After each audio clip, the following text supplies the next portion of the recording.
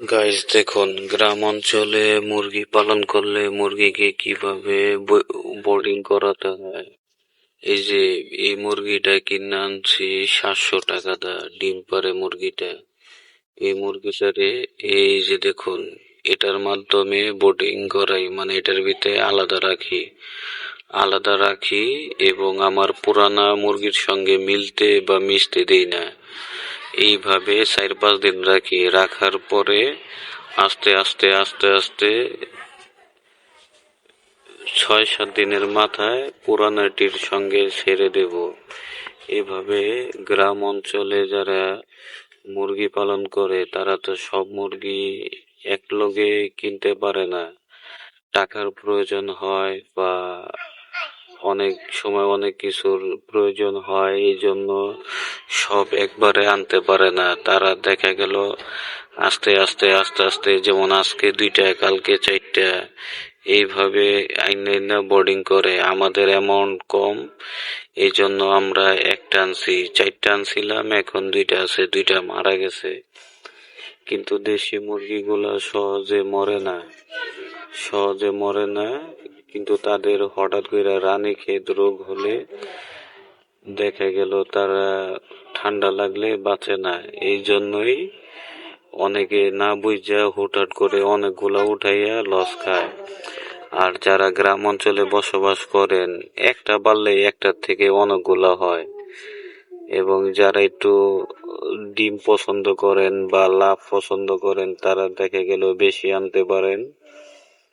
বেশি আইনা দেখা গেল ডিম খাইতেও পারবেন, বেচতেও পারবেন।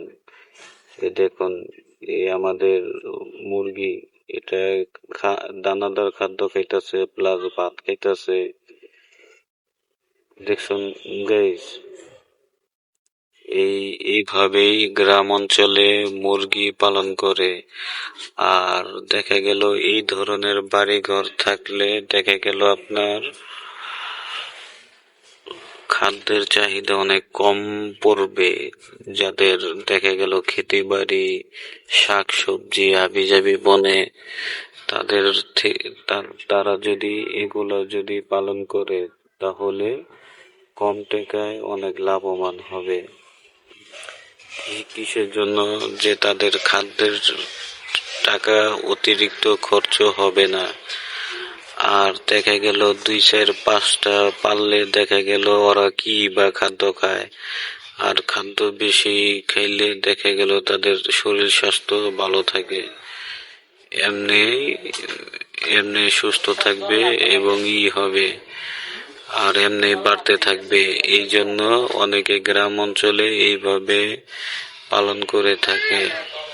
আর গ্রাম অঞ্চলে থেকে ভালো মতো এইভাবে খাবার খাওয়ানো যায়, আপনিও ইচ্ছা করলে খাওয়াতে পারবেন।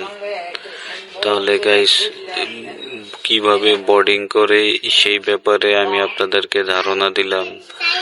আর বেশিরভাগ লোকই মনে করেন চৌমাথাওয়ালা টিনের ভিতরে বোর্ডিং করা।